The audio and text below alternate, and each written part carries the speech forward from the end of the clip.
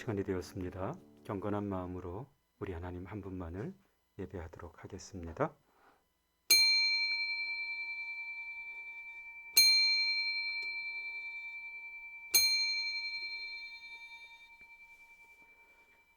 아버지께 참되게 예배하는 자들은 영과 진리로 예배할 때가 원하니 곧 이때라.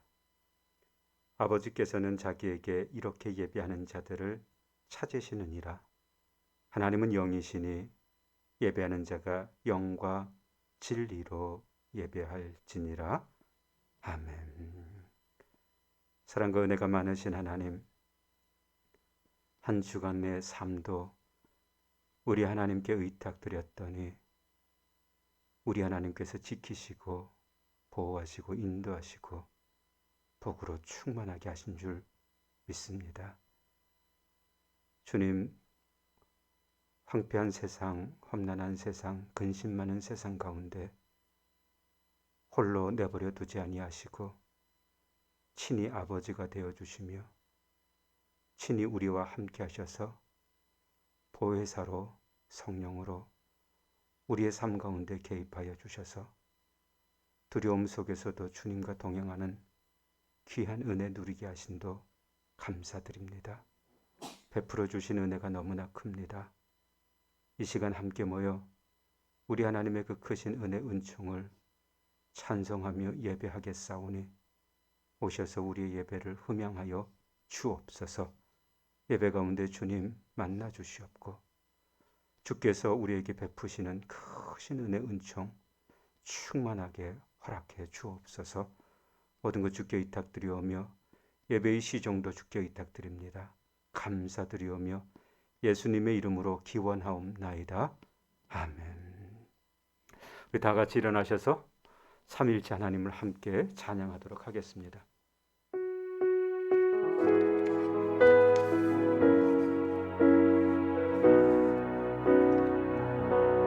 우리 주 하나님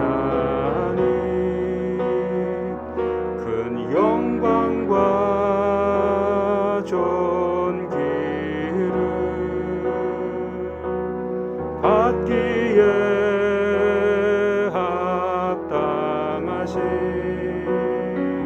지금 여기 계신 하나님 온 천지 만물을 지으시고 다스리는 큰 권능과 능력으로 주의 말씀이 이루어지니 거룩 거룩하다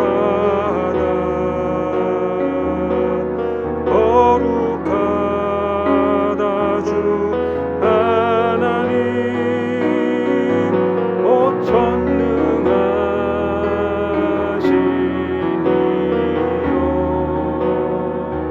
하나님 나라 이 안에 주임제 하실 때 모든 만물 경배하니 어둠 권세 물러가네 오셔서 다스리소서 거룩 거룩하다 거룩하다 주 하나님 곧 전능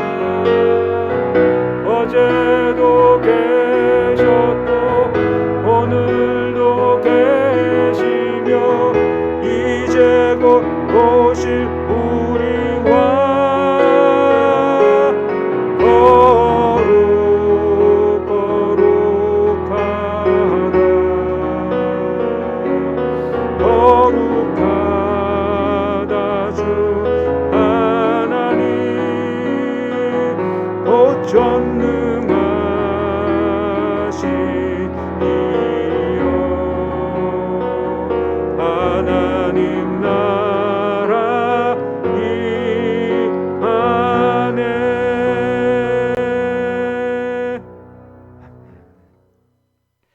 이제는 사도신경으로 우리의 신앙을 고백할 때 가장 크고 가장 분명한 목소리로 우리의 신앙을 고백하도록 하겠습니다.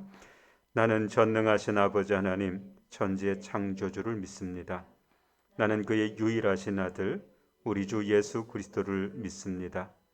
그는 성령으로 잉태되어 동정녀 마리아에게서 나시고 본디오 빌라도에게 고난을 받아 십자가에 못 박혀 죽으시고 장사된 지 사흘 만에 죽은 자 가운데서 다시 살아나셨으며 하늘에 오르시어 전능하신 아버지 하나님 우편에 앉아 계시다가 거기로부터 살아있는 자와 죽은 자를 심판하러 오십니다. 나는 성령을 믿으며 거룩한 공교회와 성도의 교제와 죄를 용서받는 것과 몸의 부활과 영생을 믿습니다. 아멘. 다 함께 자리에 앉아서 찬송가 90장으로 우리 하나님을 함께 높이도록 하겠습니다.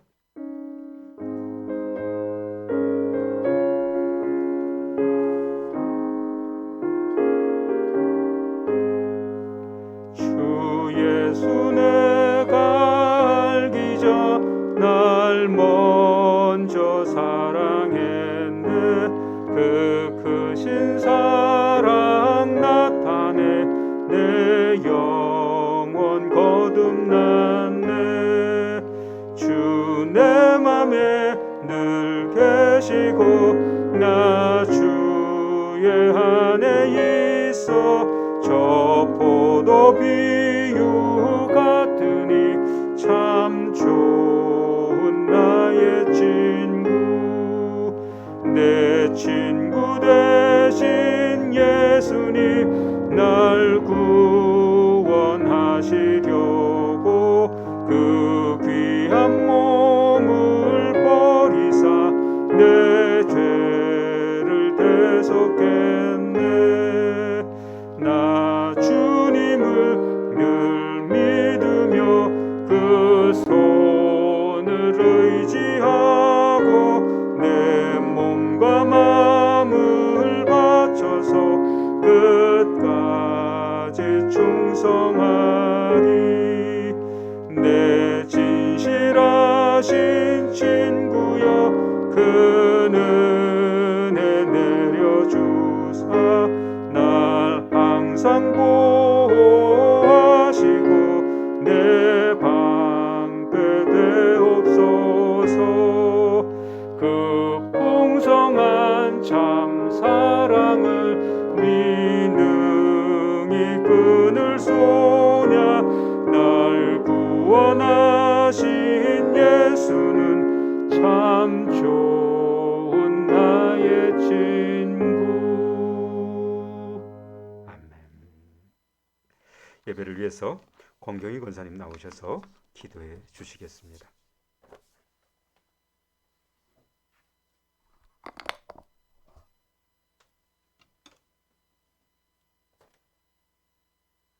사랑의 하나님 아버지, 세상의 혼란한 틈에서도 우리를 지켜주시사 예배드림으로 아버지께 영광 돌릴 수 있는 은혜를 허락하심 감사합니다. 더욱더 하나님 아버지를 찾을 수 있는 은혜를 허락하시고 우리의 삶도 감사로 넘치게 하옵소서. 기도하며 주님과 교제하게 하시고 찬양하는 가운데 믿음의 기쁨을 알며 살아계신 하나님의 말씀을 듣는 가운데 구원의 확신을 갖게 하옵소서. 하나님 아버지 감사합니다. 오늘부터 드리는 자녀들 교회의 구별된 예배 시간을 받아주시고 우리 자녀들이 예배를 간절히 사모하며 하나님의 임재하심을 경험하는 예배 시간 될 수 있도록 은혜 주옵소서. 목사님을 통해 선포되는 하나님의 살아계신 하나님의 말씀에 아멘으로 화답하게 하시고 성령 하나님 주시는 평안을 허락하옵소서.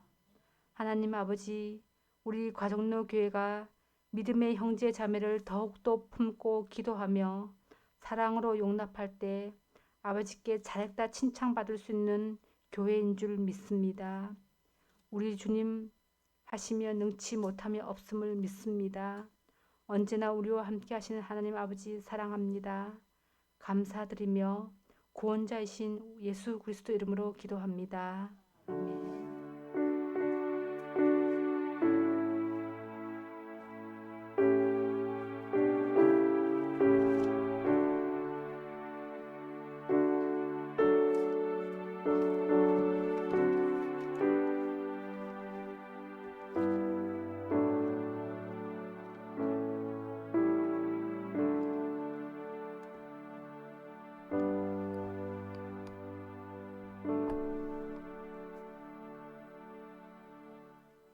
할렐루야. 과정로교회 일부 예배에 나오신 모든 분들을 환영하고 축복합니다. 또 이 시간 영상으로 예배하는 주의 권속들, 또 1층에서 함께 예배에 참여하고 있는 주의 백성들, 우리 하나님께서 모든 분들에게 베풀어 주시는 크신 은총으로 충만케 하시고, 또 우리에게 말씀하여 주셔서 주의 말씀을 들을 때 우리의 마음이 감동되어서 순종하는 역사로 나아가는 귀한 은혜 충만한 시간들 되기를 주의 이름으로 축원을 드립니다. 오늘 우리 가운데 주신 하나님 말씀 함께 보겠습니다. 마태복음 18장입니다. 마태복음 18장 1절부터 7절까지의 말씀.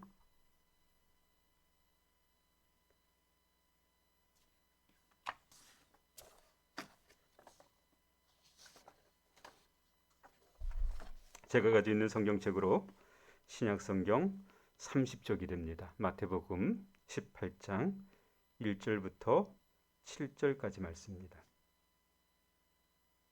이 말씀을 저와 여러분이 함께 합독하겠습니다. 하나님의 말씀입니다. 그때 제자들이 예수께 나와 이르되 천국에서는 누가 크니까? 예수께서 한 어린아이를 불러 그들 가운데 세우시고 이르시되 진실로 너희에게 이르노니 너희가 돌이켜 어린 아이들과 같이 되지 아니하면 결단코 천국에 들어가지 못하리라. 그러므로 누구든지 이 어린 아이와 같이 자기를 낮추는 사람이 천국에서 큰 자니라. 또 누구든지 내 이름으로 이런 어린 아이 하나를 영접하면 곧 나를 영접함이니 누구든지 나를 믿는 이 작은 자 중 하나를 실족하게 하면 차라리 연자 맷돌이 그 목에 달려서 깊은 바다에 빠뜨려지는 것이 나으니라. 실족하게 하는 일들이 있음으로 말미암아 세상에 화가 있도다. 실족하게 하는 일이 없을 수는 없으나 실족하게 하는 그 사람에게는 화가 있도다. 아멘. 아멘. 오늘 우리 하나님께서 저와 여러분 가운데 주신 이 말씀으로 크신 은혜 은총 베풀어 주시기를 간절히 소원합니다. 참 어려운 시기입니다. 이 어려운 시기에 조용하게 우리 얼굴에 웃음을 머금게 할 수 있는 이야기 하나를 여러분에게 소개해 보도록 하겠습니다. 초등학교 저학년 사자성어 시험이 있었던 모양입니다. 술을 마시고 동네를 떠나가도록 크게 노래하거나 떠드는 것을 무엇이라고 하는가라고 하는 문제였습니다. 마지막 글자가 땡땡땡가라고 하는 사자성어입니다. 여러분 대부분을 답을 아시죠? 예, 답은 고성방가라고 하는 문제였습니다. 한 아이의 대답이 아주 의외였습니다. 이 아이가 아무리 답을 생각해도 답은 딱 하나밖에 없었던 모양입니다. 아빠가 늘 술만 마시면 하는 일이었습니다. 그래서 답을 썼습니다. 아빠인가 이렇게 답을 썼다고 합니다. 아주 천진난만한 아이죠. 오늘 이 아이에 대해서 예수님께서 이야기해 주고 계십니다.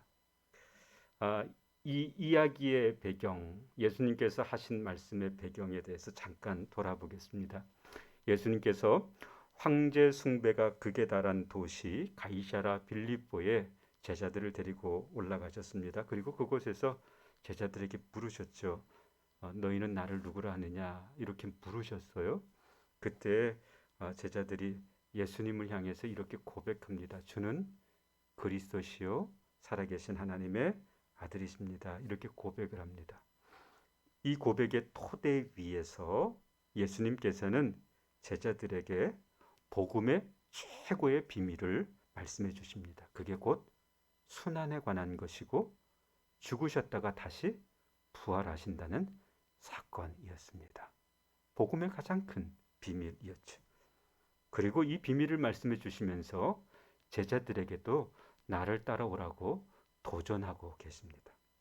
이 도전을 위해서 예수님께서 세 제자에게 아주 놀랍고 황홀한 광경 하나를 보여주시는데 예수님께서 높은 산에 올라가셔서 변형되는 그 얼굴이 광채가 나고 옷은 휘어졌는데 그 광채는 해의 광채였고 그 옷의 희기는 세상의 그 어떤 것으로도 형용할 수 없는 것이었습니다. 그래서 우리는 지난 주일을 무슨 주일로 지켰다고요? 변형주일로 지켰습니다. 이 놀랍게 변형되신 예수님 그리고 모세와 엘리야와 함께 말씀하는 것을 보았던 베드로가 예수님께 이렇게 요청합니다. 주님 여기가 좋습니다. 그러면서 우리가 초막 셋을 짓고 여기서 사십시다. 하나는 주를 위하여, 하나는 모세를 위하여, 하나는 엘리야를 위하여 하십시다. 그렇게 요청을 합니다. 이 요청이 다 끝마쳐졌을 때 하늘에서 구름 속에 큰 음성으로 말씀하게 되지요. 그 말씀은 다름 아니었습니다. 이는 내 사랑하는 아들이다 라고 하는 말씀과 더불어서 너희는 그의 말을 들으라 라고 하는 말씀이었습니다. 아주 놀라운 영광을 보았던 제자들, 그들에게 너희가 본 것을 세상에 알려라. 그리고 희귀한 것을, 놀라운 광경을 본 너희는 높임 받게 될 것이다. 혹은 존귀케 될 것이다. 영광을 얻게 될 것이다. 이런 이야기, 이런 말씀이 아니었습니다. 영광을 본 제자들에게 구름 속에서 크게 들렸던 것은 너희는 그의 음성을 들으라. 듣고 순종해야 한다. 라고 하는 것이었습니다. 그런 후에 오늘 본문의 말씀이 기록되고 있습니다. 오늘 본문은 18장 1절에 제자들이 예수님께 질문하는 것으로 시작이 됩니다. 18절 말씀을 보니까 이렇게 예수님께 질문을 합니다. 그때 제자들이 예수께 나와 이르되 천국에서는 누가 크니까? 이렇게 질문하게 됩니다. 여러분, 천국에서는 누가 큽니까? 라고 하는 이 질문 왜 했을까? 여러분, 저는 이 질문을 한 제자들의 심정이 충분히 이해가 되어집니다. 제자들은 이 세상에서는 정말 하찮은 취급을 받았던 사람들이었습니다. 그들의 삶은 너무나 미미한 존재의 삶이었습니다. 그들이 익숙해져 있었던 것이 있는데 억압과 착취 그리고 전쟁과 폭력 뿐만 아니라 가난과 굶주림 그리고 비난과 조소 이런 것들에 아주 익숙해 있었던 사람들입니다. 더 이상 낮아질 것이 없을 것 같은 삶, 더 이상 천한 것이 없는 삶, 이런 삶을 살았던 사람들이 바로 제자들이었습니다. 세상에서는 더 이상 존귀케 될 수 없다는 사실도 이들의 질문의 한 요소로 작용을 했습니다. 그래서 예수님께 이렇게 물었습니다. 이 세상에서가 아니라 주님, 하나님 나라에서는, 주님 천국에서는 이렇게 물었던 겁니다. 천국에서는 누가 가장 큰 사람입니까? 천국에서는 누가 높임 받게 됩니까? 라고 물었던 겁니다. 여러분, 이 제자들의 마음 이해되십니까? 세상에서는 비참한 삶을 살았습니다. 그러면 예수를 믿었다면 이제 보상이 따라야 되지 않겠습니까? 그 보상이 어디에서 이루어져야 되는가? 이 세상이 아니라 어디에서요? 하나님 나라에 가면 주님, 누가 높은 사람이 되겠습니까? 이렇게 묻게 되었던 겁니다. 마지막 그들의 소원이 있다면, 그들의 마지막 소망이 있다면, 이 세상에서는 내가 높임받고 존귀함을 받을 수 없었지만 하나님 나라만큼은, 내가 주의 나라 가서만큼은 높임받겠습니다. 내가 좀 높아지겠습니다. 내가 좀 존귀하게 되었으면 좋겠습니다. 이런 간절한 소망, 여러분 느껴지세요? 이런 소망이 제자들에게 있었습니다. 그래서 제자들에게 물었던 겁니다. 제자들이 예수님께 물었던 겁니다. 주님, 천국에서는 누가 큽니까? 이 세상에서 높임받고 명예와 부와 존귀를 받았던 그 사람들이 아니라 이 세상에서 비천하게 살았던 우리가 높아졌으면 좋겠습니다. 그런 간절함으로 그 마지막 소원을 예수님께 던지고 있는 겁니다. 이 질문에 예수님께서 어떻게 대답하셨는가? 2절 말씀을 보십시다. 2절 말씀을 큰 소리로 우리 같이 한번 읽겠습니다. 시작. 예수께서 한 어린 아이를 불러 그들 가운데 세우시고 그랬습니다. 예수님께서 대답하시기 전에 어린 아이를 불러서 그들 가운데 세웠다는 거예요. 그리고 이렇게 말씀하셨습니다. 3절입니다. 같이 읽겠습니다.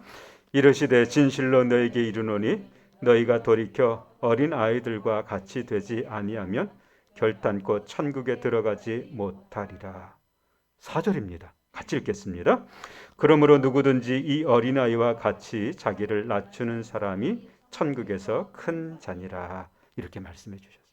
여러분, 예수님께서 어린아이를 세우시고 제자들이 물었던 질문에 대답을 해주시면서 두 가지 큰 아주 중요한, 너무나도 중요한 말씀을 하고 계십니다. 첫 번째 대답이 무엇이었는가 하면, 이 어린 아이와 같이 되지 아니하면 결단코 어디에 들어가지 못한다고요? 천국에 들어가지 못하리라. 이렇게 말. 그러니까 이 어린 아이를 세우시고 대답해 주시는데 질문에 대한 대답보다 먼저 중요한 것을 말씀하고 계세요. 이 어린아이와 같이 되지 아니하면 어디에 들어갈 수 없다고요? 천국에 들어갈. 그렇다면 천국에 들어가기 위해서는 반드시 누구와 같아야 된다고요? 어린아이와 같아야 된다. 이거 말씀하고 계세요. 천국에 가서 누가 높으냐? 이 사실보다, 이에 대한 대답보다 더 중요한 것은 누가 천국에 들어갈 수 있느냐라고 하는 것이었습니다. 그 천국에 들어갈 수 있는 사람이 누구인가를 말씀해 주는데, 어린아이와 같은 사람이 어디에 들어간다고요? 천국에 들어간다. 이렇게 말씀하셨어요. 그리고 두 번째 대답이 무엇인가 하면 천국에서 누가 높은가라고 하는 것이었습니다. 그것에 대한 대답이 바로 4절입니다. 4절의 말씀을 보니까 이 어린아이와 같이 자기를 낮추는 사람, 그 사람이 천국에서 어떻게 해요? 큰 자다. 이렇게 말. 이 어린아이와 같이 자기를 낮출 수 있는 사람, 낮추는 사람이 천국에서 큰 자다. 여러분, 두 가지 말씀을 하신 거예요. 첫 번째는 누가 천국에 들어가느냐, 두 번째는 천국에 들어가는 사람 중에 누가 높으냐라고 하는 것이었습니다. 어린아이와 같아야 되고 어린아이처럼 자기를 낮추어야 된다라고 말씀하고 계신 겁니다. 여러분, 그러면 이제 우리에게 아주 중요한 과제 하나가 남았습니다. 그 중요한 과제가 뭔가 하면 어린아이와 같이 된다는 게 무엇인가 하는 겁니다. 여러분, 저와 여러분도 천국에 들어가기를 간절히 소원하는 줄 믿습니다. 여러분, 이거 없으면, 그렇죠? 이게 불가능하다면 우리가 예수를 믿는 것은 헛방이 되고 맙니다. 그렇다면 어린아이와 같이 되는 것, 그래서 천국에 들어갈 수 있는 방법이 있다면 여러분, 그 방법을 우리가 알아야 되지 않겠습니까? 어린아이와 같이 된다는 것 도대체 어떤 것일까? 여러분이 말씀해 보십시오. 어린아이와 같이 된다는 건 어떤 것입니까? 여러분이 한번 어린아이와 같이 된다는 건 어떤 것일까? 어떤 겁니까? 어린아이와 같이 되지 않으면 어디 못 들어간다고요? 천국에 들어갈 수 없다 그랬으니까 어린아이와 같이 되어야 한다는 겁니다. 그렇다면 어린아이와 같이 되는 것은 여러분 어떤 것일까요? 여러분 알고 계셔야 천국에 어린아이와 같이 된다는 건 어떤 걸까요? 말씀해 보십시오. 여러분 지금까지 어린아이와 같이 살지 않으셨어요? 천국에 들어갈 준비 다 하지 않으셨습니까? 자, 말씀해 보십시오. 여러분 어떻게 사셨습니까? 어린아이와 같이 되지 아니하면 그랬는데 여러분은 어떻게 어린아이와 같이 사셨는지 말씀. 어린아이는 도대체 어떤 존재일까요? 어린아이 그러면 여러분 우리 생각나는 거 있죠? 어린아이 그러면 뭐가 생각납니까? 나보다 큽니까 작습니까? 아, 당연히 작죠. 이 아이들은 강합니까 약합니까? 약하죠. 그래서 이 아이들에게는 반드시 뭐가 필요해요? 돌봄이 필요합니다. 이 아이들을 돌보는 것이 필요하죠. 뿐만 아니라 이 아이들은 윤리적인 것들, 세상을 바로 살아가는 방법들, 하나님 나라를 살아가는 방법들을 어떻게 해요? 배워야 하는 때입니다. 때로는 이 아이들을 가만히 관찰하고 있으면 아무 생각이 없는 것처럼 보여요. 도대체 왜 살까? 일어나요. 그런데 그들이 살아갈 수 있는 것은 약하기 때문에 누군가를 그들을 돌보고 있다는 사실이죠. 뿐만 아니라 이들을 가만히 보면 유혹에 쉽게 넘어갑니다. 우리 다 귀가 얇다고 하는데 어린아이만큼 귀가 얇은 아이는 없을 겁니다. 그만큼 유혹에 쉽게 넘어가는 존재. 뭐 이런 것들입니다. 이게 바로 어린아이라고 하는 존재에 관한 것이죠. 그런데 이런 것만 있을까? 이렇게만 되면 그러면 천국 들어갈까? 라고 하는 겁니다. 이것에 대한 종합적인 하나님의 말씀이 들어있는 곳이 있습니다. 유진 피터슨이라고 하는 사람이 한길 가는 순례자라고 하는 책을 썼는데 아마 여러분에게 여러 번 소개를 했을 겁니다. 120편부터 135편까지 성전에 올라가면서 불렀던 노래들을 찾아서 묵상하고 그 묵상한 것을 기록한 것을 책으로 펴냈습니다.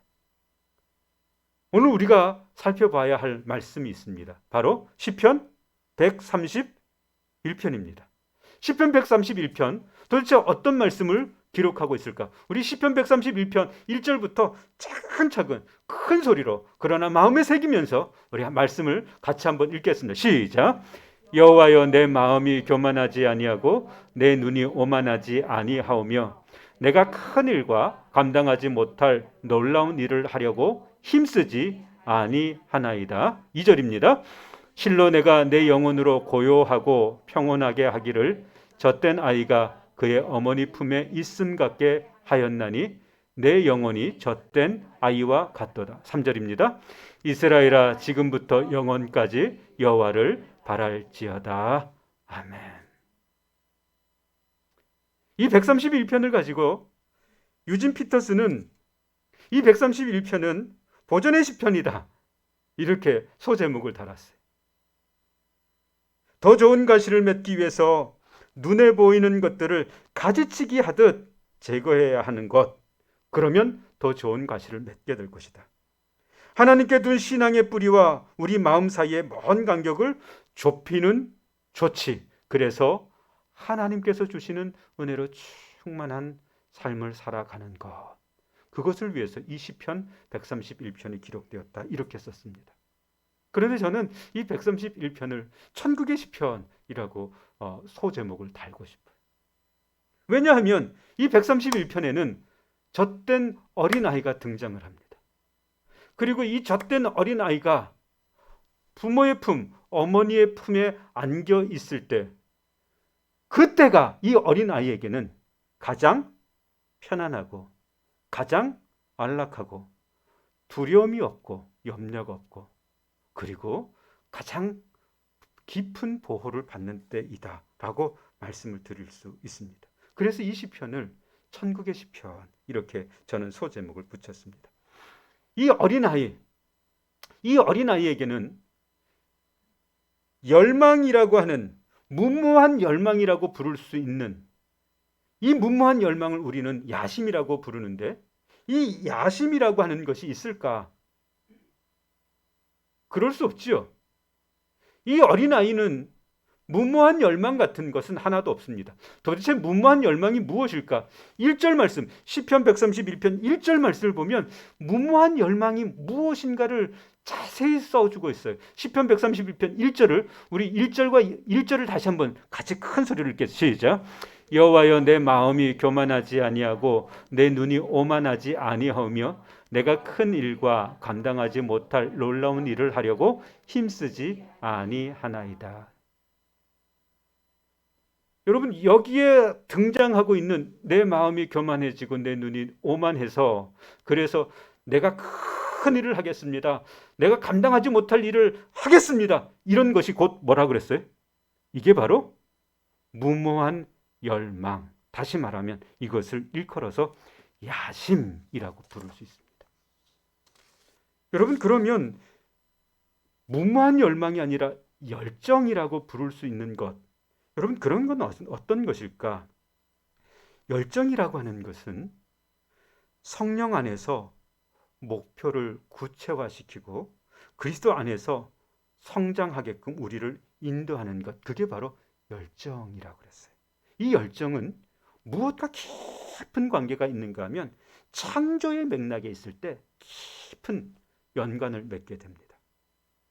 여러분 창조의 맥락에 있다는 것은 가장 최고의 삶을 누릴 수 있는 방법이기도 합니다.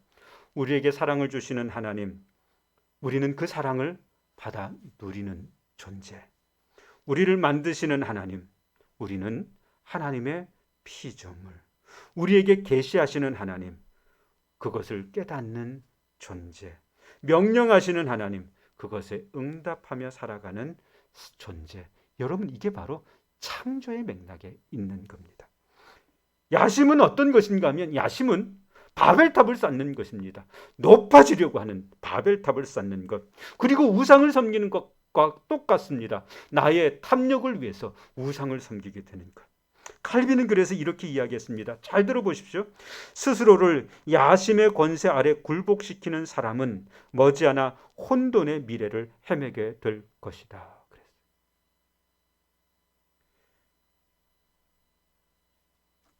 또한 어린아이와 같은 존재는 만족을 누리고 삽니다. 여러분 그 만족이라고 하는 것이 어떤 것인가 하면 순수한 신뢰예요. 거기서부터 오는 만족입니다. 우리를 사랑하시는 분이 어떤 분인가를 분명히 알 때 우리의 운명을 그분에게 턱 맡길 수 있지 않겠습니까? 이게 순수한 신뢰입니다. 그래서 순수한 신뢰를 하나님께 드릴 때 우리는 때때로 보호받지 못해도 때때로 위로받을지 못해도 때때로 채움받을 수 없을 때에도 그때에도 우리는 하나님이 우리의 삶에 개입하고 계십니다 라고 고백하며 내 삶을 주님께 의탁드릴 수가 있는 거죠. 할렐루야. 그게 바로 어린아이와 같은 신앙, 어린아이와 같은 삶의 방법입니다.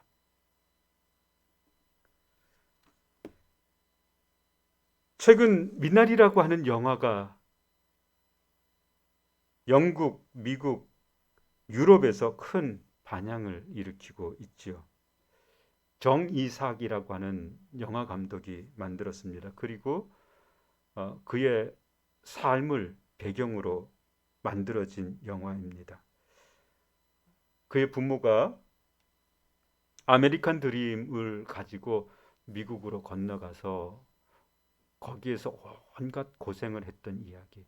아메리칸 드림이 철저하게 붕괴되는 것을 목도하면서 그들의 삶이 얼마나 어려웠던가를 이 미나리라고 하는 영화는 그대로 담아주고 있지요. 잠깐 스포일러가 되어 보겠습니다. 병아리 감별을 업으로 삼았던 제이콥. 이 제이콥이 농사로 성공하겠다는 신념을 가지고 아칸소로 향하게 됩니다. 제이콥의 아내 모니카라고 하는 여자는 실패에 아주 익숙한 여자였습니다. 남편의 실패, 가족의 실패, 이거 정말 익숙해. 미국에서 성공한다는 것은 정말 어려운 일이야. 이런 생각을 가지고 있습니다. 우리가 서로 우리가 좀 구해주자, 이런 이야기를 했는데, 뼈아픈 현실, 미국에서 그들이 만난 현실은 아주 뼈아프고 아주 냉혹하고 엄혹한 시간들과 마주대하게 됩니다. 그래서 두 사람은 10년 동안 아메리칸 드림을 꿈꾸며 살았는데, 그들이 돌고 돌아 도착한 곳은 아칸소였습니다. 그리고 그들은 도시가 아니라 시골 구석으로 처박히게 됩니다. 그들이 살 집은 이동식 주택이었습니다. 영화에서는 이 이동식 주택을 이렇게 설명을 하고 있는데, 바퀴 달린 집으로 설명을 합니다. 그들이 마주한 것은 토네이도가 닥치면 언제라도 뿌리채 뽑혀 사라질 수밖에 없는 집, 그리고 종종 물도 없이 살아야 되는 집, 말라버린 물, 그들이 마주대하고 있는 세상이 바로 이런 세상이었습니다. 그들에게 아픈 데이빗이라고 하는 아들이 있었는데, 그 아들을 두고 그들이 병아리 간별을 위해서 직장을 떠나야 할 때 이 아들을 돌보아야 할 사람이 필요했습니다. 그래서 한국에 거주하고 있었던 모니카의 엄마를 부릅니다. 영화에서는 순자라고 하는 이름을 가진 여자를 부르게 되는데, 할머니를 부르게 되죠. 이 모니카의 집에 딱 할머니가 도착했을 때 이 모니카가 엄마에게 이런 이야기를 합니다. 참, 엄마한테 우리 사는 꼴 다 보여줬네. 이렇게 이야기합니다. 바퀴 달린 집, 나오지 않는 물, 아픈 아들, 변변한 직업이 없고 병아리를 간별해야 하는 그런 부부의 삶. 정말 냉혹한 세상이었죠. 그래서 엄마에게 우리 사는 꼴 다 보여줬네? 이렇게 울음 섞인 말을 하게 됩니다. 그때 엄마 순자가 내뱉는 대답이 압권이었습니다. 바퀴 달린 집이라서 재밌다 얘, 이렇게 대답을 합니다. 그리고 손주 데이빗에게 미나리를 심으면서 미나리 이야기를 합니다. 미나리는 아무 데서나 막 자라니까 부자든 가난한 사람이든 누구나 다 뽑아 먹을 수 있어. 미나리는 약도 되고 미나리는 원더풀이란다. 이런 식으로 대답을 해줍니다. 제가 영화를 보면서 참 어려운 현실을 살아가는 방법은 이래야 된다라고 여겼습니다. 이래야 된다라고 하는 것은 바로 아이의 시선으로 바꾸는 겁니다. 아이의 삶의 방법으로 바꾸는 겁니다. 바퀴 달린 집, 예, 재밌다. 이렇게 말이죠. 그래야 그때 비로소 감사가 시작이 됩니다. 오늘 마태복음에서 예수님께서 제자들에게 어린아이를 설명을 하셨습니다. 그리고 이 어린아이와 같아야 천국에 들어갈 수 있고, 이 어린아이와 같이 자신을 낮추는 자가 천국에서 높아질 것이다. 이렇게 말씀을 해주셨습니다. 저는 오늘 과정로교회 성도들이 어린아이와 같이 될 수 있기를 주의 이름으로 축원을 드립니다. 하나님을 완전히 신뢰함으로 그 삶이 기쁨과 감사로 변화될 수 있기를 원하고, 열정은 품을 수 있지만 세상에서 야심을 품으며 살아가는 것이 아니라 주를 향한 열정을 품고 정말 주의 은혜를 기뻐하며 감사하며 살아가는 저와 여러분이 되셨으면 좋겠습니다. 오늘 말씀을 더 보면 여러분, 우리는 세상에서 어떻게 살아야 될까를 분명하게 점하고 있습니다. 이 세상에서는 어린아이와 같아야 될까요? 어린아이 같으면 되지 않을까요? 여러분 대답해 보십시오. 이 세상을 살아갈 때 우리가 어린아이와 같아야 할까요? 어린아이 같으면 안 될까요? 우리는 어린아이와 같이 되면 안 됩니다. 이 세대는 어린아이와 같으면 살 수 없다 이렇게 이야기합니다. 그래서 어린아이의 삶을 버려라. 어린아이의 시선을 버려라. 이렇게 말하고 있습니다. 왜냐하면 이 세상은 약육강식의 세상이기 때문에 그렇습니다. 이 약육강식의 그 엄혹한 현실 속에서 살아남는 방법이 있다면 여러분 때로는 남을 속이기도 하고 때로는 남의 등을 쳐 먹어야 되기도 하고 때로는 타인의 아픔, 그 고통을 우리는 모른 척 눈 감아야 하고 때로는 나의 안전을 도모하기 위해서 타인의 안전을 모르쇠로 일관하기도 해야 하고 나의 부와 명예와 탐욕을 위해서는 그럴싸한 이름으로 포장해야 하는 그런 삶이 통용되는 세상이 바로 이 세상입니다. 그래서 어린아이와 같이 그렇게 순진하고 천진난만해서는 세상을 살아갈 수 없습니다. 그런데 주님은 이런 방법을 몰랐을까요? 이런 세상을 전혀 모르고 있을까요? 아닙니다. 주님 다 아셨습니다. 그래서 6절과 7절을 말씀하고 있습니다. 6절, 7절이 뭐라고 말씀하고 있는지 같이 읽겠습니다. 시작. 누구든지 나를 믿는 이 작은 자 중 하나를 실족하게 하면 차라리 연자 맷돌이 그 목에 달려서 깊은 바다에 빠뜨려지는 것이 나으니라. 실족하게 하는 일들이 있음으로 말미암아 세상에 화가 있도다. 실족하게 하는 일이 없을 수는 없으나 실족하게 하는 그 사람에게는 화가. 여러분 뭐라고 말씀하고 있습니까? 어린아이, 정말 당하고 미혹당하기 쉬운 이 어린아이를 유혹하고 미혹해서 이 어린아이가 세상에 살아가는 사람들처럼 그렇게 살아가도록 만들면 그건 이 어린아이를 죄짓게 만드는 것이다. 이렇게 말씀하시면서 뭐라고 말씀하시는가 하면 누구든지 이 어린아이를 실족하게 한다면 그래서 세상에 뭐가 있다고요? 화가 있다는 거예요. 이 세상이 왜 이렇게 엉망일까? 왜 이렇게 세상이 망가뜨려졌을까? 왜 이렇게 세상이 두려워졌을까? 여러분, 어린아이와 같이 되지 않고 다 세상의 방법으로만 살아가려고 하기 때문에, 그리고 어린아이와 같아지려고 하는 사람들조차도 유혹해서 넘어뜨리고 세상의 방법으로 살아가도록 만들기 때문에, 그래서 이 세상은 뭐가 된다고요? 화가 있을 것이다. 뿐만 아니라 그 어린아이를 넘어뜨리게 하는 사람은 반드시 화가 있을 것이다. 이렇게 말씀해 주고 있어요. 주님도 아셨던 거죠. 이 세상이 어떤 세상이라는 것을 너무나도 잘 알고 계셨어요. 그럼에도 불구하고 제자들에게는 누구와 같이 되기를 원했어요? 어린아이와 같이 되기를 원했고, 세상에는 경고하고 있는 겁니다. 이 어린아이를 넘어뜨리게 하는, 죄짓게 하는 자는 이 세상은 화가 있을 뿐만 아니라 반드시 그 죄를 묻게 될 것이다. 책임지게 될 것이다. 이렇게 말입니다.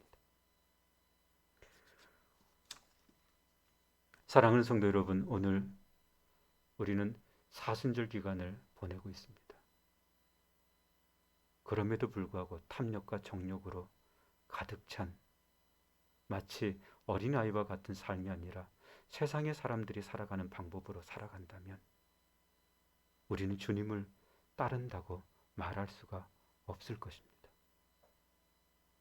이제 우리의 삶의 방법을 바꿔보십시다. 어떻게 해요? 어린아이와 같은 삶의 방법으로.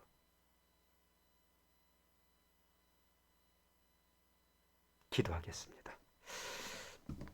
우리 함께 잠깐 동안만이라도 우리 같이 기도했으면 좋겠습니다. 주님,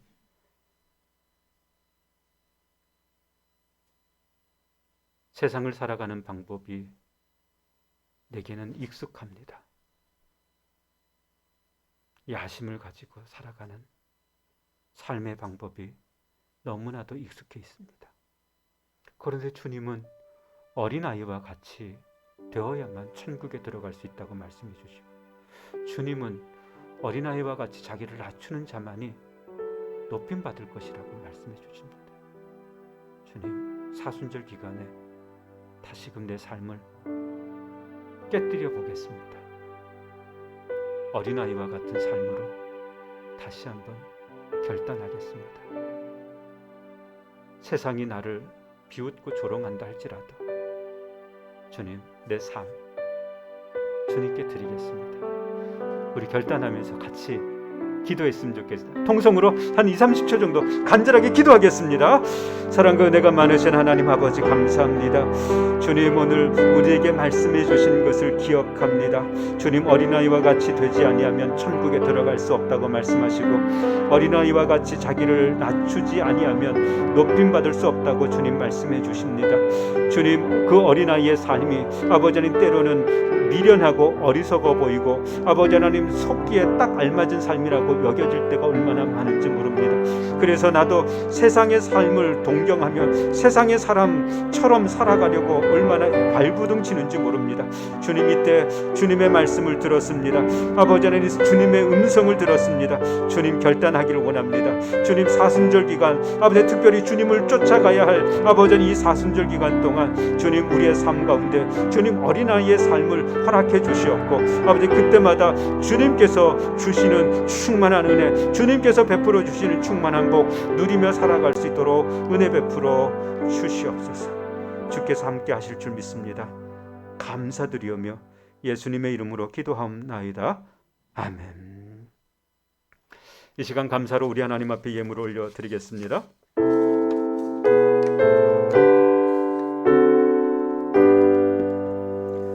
모든 것이 주께로부터 왔으니 이 예물을 주께 드리나이다.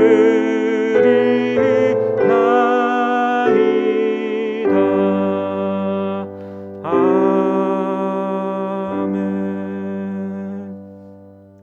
사랑과 은혜가 충만하신 하나님, 오늘 우리에게 말씀하여 주신 것을 기억하며 어린아이와 같은 삶을 추구하기를 원합니다. 그래서 서로를 돌볼 수 있게 도와주옵시고 사랑과 선행을 격려하게 도와주시옵고 모이기를 패하는 사람들과 같지 아니하며 날마다 주께 영광을 돌리는 귀한 믿음의 권속이 될 수 있도록 은혜를 더하여 주옵소서. 주님, 우리에게 주신 말씀 기억하며 이제 다른 삶을 선택하겠습니다. 은혜를 더하여 주시고 주의 복으로 충만케 하옵소서. 귀한 예물 주님께 올려드립니다. 빈손 들고 나오지 않았습니다. 주님, 드린 예물을 기억하여 주시고 드린 손길 위에 주의 복으로 만배의 복으로 채워 주시옵소서. 늘 강건하게 하시고 도우시고 인도해 주시기를 간절히 소원하오며 예수님의 이름으로 축복하며 기도하옵나이다. 아멘. 할렐루야.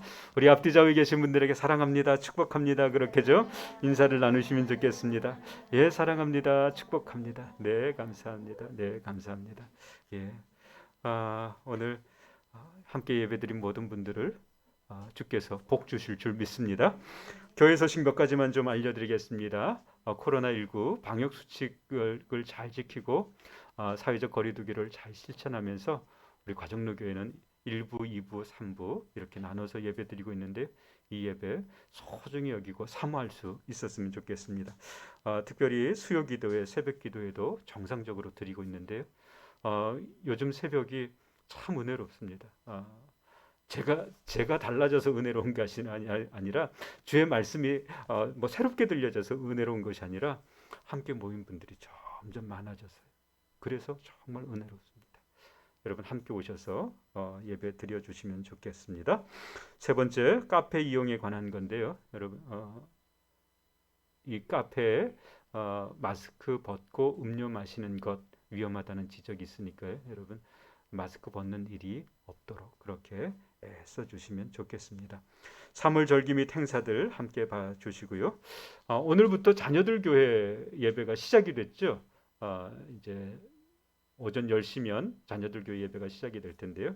2층에서 예배가 시작이 됩니다. 우리 자녀들, 주위에 있는 자녀들 보내주십시오. 그리고 이 자녀들이 말씀으로 하나님을 경외하면서 잘 자라갈 수 있도록 여러분 응원해 주시면 좋겠습니다. 3월 절기를 보시고요. 특별히 3월 28일이 종료주일이 됩니다. 그리고 3월 29일부터 24일, 4월 4일까지가 고난주간이 되겠고요. 4월 4일 주일이 바로 부활주일이 됩니다. 여러분 기억하셔서 이 절기들 우리가 따라서 주님의 길을 잘 따라가고 또 주님의 부활하심 그것을 같이 은혜롭게 축하하는 그런 시간들 잘 가졌으면 좋겠습니다.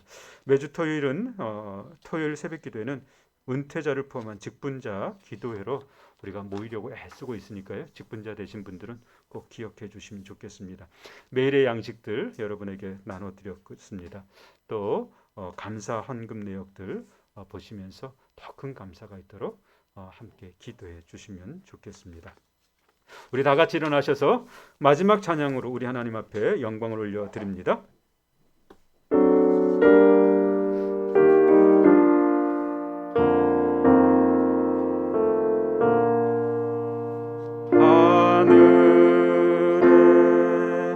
계신 아버지 이름 거룩하사 주님 나라 임하시고 뜻이 이루어지이다.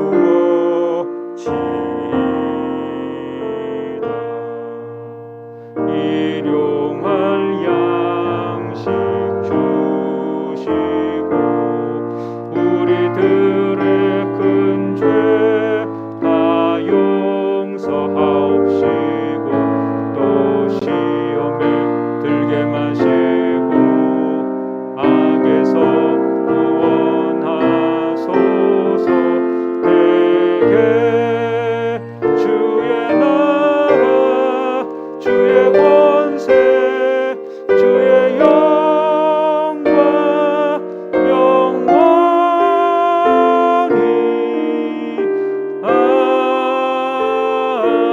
아멘. 기도하겠습니다.